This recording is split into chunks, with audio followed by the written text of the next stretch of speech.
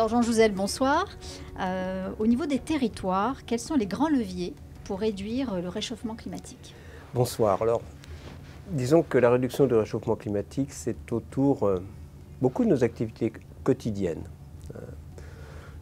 Disons, je prends le choix que nous avons fait dans la Convention citoyenne de répartir en fait les groupes, 5 groupes, se loger, se nourrir, se déplacer, alors produire et consommer. Donc en fait, on voit quand même bien que se loger, se déplacer, les mesures sont vraiment du ressort des régions, des communes.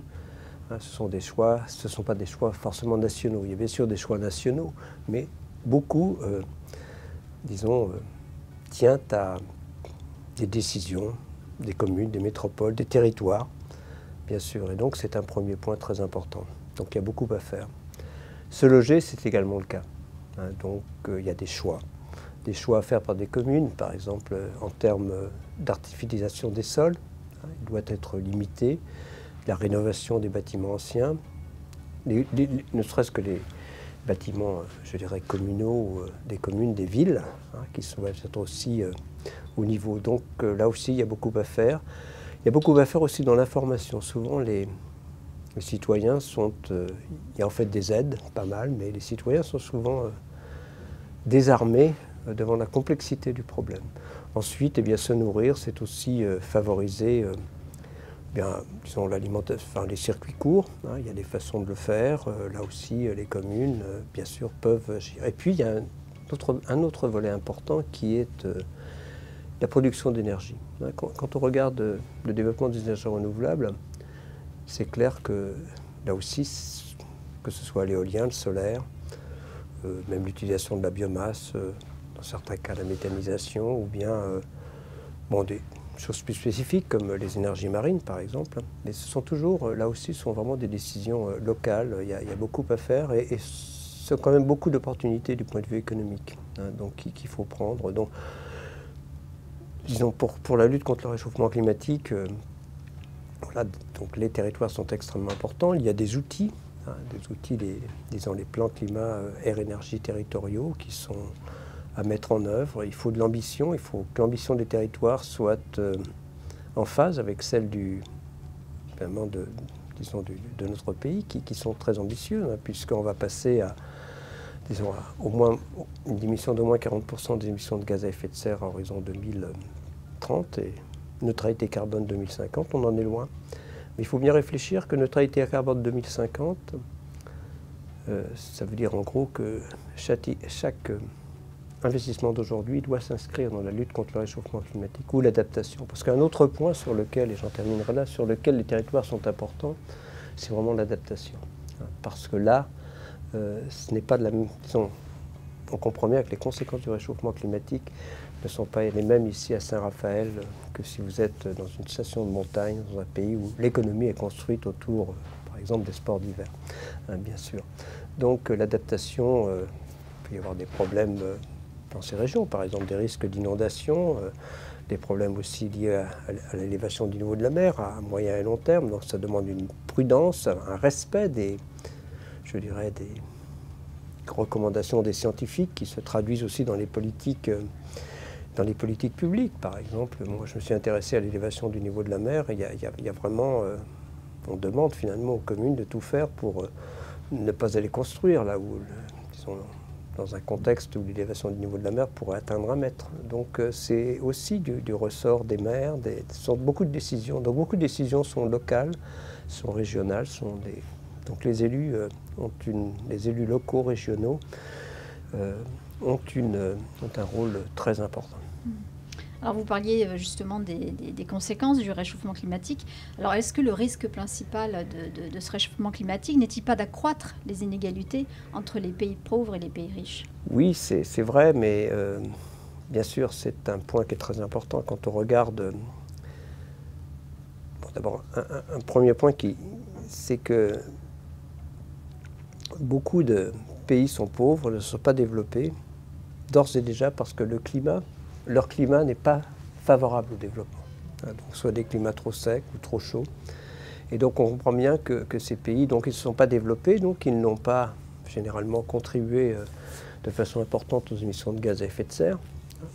Et en fait, ils ont la double peine, puisque, disons, si on regarde des pays africains, par exemple, un réchauffement de 4 degrés planétaire, c'est 4 degrés en Afrique. Hein, donc, eh bien, ces pays sont plus fragiles par rapport au réchauffement climatique. Donc, c'est un peu la double peine pour eux. Il y a cette inégalité, ces inégalités entre pays pauvres et pays riches. Et la seule façon, eh bien, il faut les gommer. Et la façon de les gommer, c'est vraiment investir. Il y a une promesse des pays développés de mettre disons, à disposition des pays en voie de développement dans le cadre de la Convention climat de l'accord de Paris, c'est 100 milliards de dollars chaque année à partir de 2020. On verra si cet engagement est tenu, il le faut, et d'ailleurs les estimations font que ça va au-delà, et tout cela pour aider ces pays à s'adapter au réchauffement climatique et à lutter contre le réchauffement climatique. Maintenant, par rapport à votre question, il y a un autre point qui m'a beaucoup plus intéressé,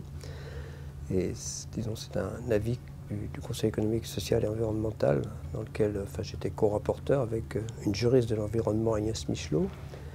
Et le point qu'on fait là, c'est que ces inégalités, eh bien, disons l'accroissement des inégalités par rapport au réchauffement climatique, il vaut aussi pour les pays riches. Hein, il vaut pour la France. Voilà, il y a à la fois des populations plus fragiles. On peut regarder, mais très souvent, les endroits où il y a les risques, disons par exemple d'inondation, je dirais, eh bien, ce sont les endroits où l'immobilier vaut plus grand-chose. Et voilà, donc ce sont évidemment des populations les plus modestes qui s'y retrouvent, assez généralement, pas toujours, mais quand on regarde de façon générale. Et puis, donc les conséquences, oui, il y a une fragilité. Puis il y a aussi ce dont on sait certainement, ce qu'on vit depuis un an, c'est-à-dire qu'il y a des inégalités qui peuvent résulter des mesures qui sont proposées pour lutter contre le réchauffement climatique. En particulier, ça a été le cas de l'augmentation de la taxe carbone. Bien sûr, en France, comme dans tous les pays, ce sont les couches les plus aisées de la population qui participent le plus aux émissions de gaz à effet de serre. Il n'y a pas photo. Mais en termes relatifs, ce sont les couches les plus modestes qui sont les plus touchés, en particulier ceux qui, effectivement, sont amenés à prendre leur véhicule pour, disons, aller au travail, disons, vivre simplement. Il y a des territoires, justement. Et donc, en fait, de façon relative, et c'est bien ce qu'on a perçu, eh bien, ce sont, enfin, par rapport aux revenus des gens, je dirais, eh bien, ce sont évidemment les couches les plus modestes qui ont été les plus affectées. Donc, le rapport est très clair. Disons, les 10% les plus pauvres sont de façon relative, 3 fois plus affectés que les 10% les plus riches dans un pays comme la France. Et, disons, c'est quand même ça qui est largement à l'origine de la crise des Gilets jaunes, enfin en tout cas au point de départ. Alors vous abordiez ce qu'il était possible de faire au niveau des États pour lutter contre ce réchauffement climatique, ce qui peut être fait au niveau de nos régions, mais nous au niveau du citoyen, le citoyen que nous sommes, comment peuvent-ils agir au quotidien pour lutter contre ce réchauffement climatique? Donc oui, alors disons quand on regarde disons notre vie de tous les jours autour de bien nos déplacements, hein, se déplacer justement, disons ce qu'on appelle le domestique, ce qu'on fait chez nous en termes d'utilisation, enfin, soit de chauffage, de climatisation éventuellement, ou évidemment d'appareils électriques, électroniques, d'utilisation d'énergie. Et puis la façon dont on s'alimente, disons tous, eh bien, ça représente quand même plus de 60% des émissions. Hein, donc en France. Donc ça veut dire, ce sont quand même, je dirais presque des décisions de chaque jour. Hein, donc voilà, donc on a quand même, d'une certaine façon, je suis convaincu de l'utilité de ce qu'on appelle quelquefois les petits gestes. Il faut absolument les faire. Alors, bien entendu, les petits gestes ne sont possibles, par exemple, les choix ne sont possibles. Je rentrais à Saint-Raphaël, je me disais, bon, comment on peut faire du vélo en rentrant à Saint-Raphaël? C'est simplement impossible. Donc, disons, ces choix ne sont possibles que s'il y a aussi une interaction, justement, s'il y a vraiment des choix qui sont faits au niveau des villes, des choix de faciliter, justement, les transports doux. Voilà, donc, c'est un certain ping-pong entre le citoyen et puis, disons, les personnes qui organisent les déplacements. À l'inverse, il y a aussi des citoyens, et ça m'interroge à chaque fois, qui, par principe, n'accepteront pas de prendre un transport en commun, par principe. Et ça, c'est terrible aussi, il faut bien comprendre. Donc c'est tout cela, il y a aussi un changement de mentalité qu'il faut avoir.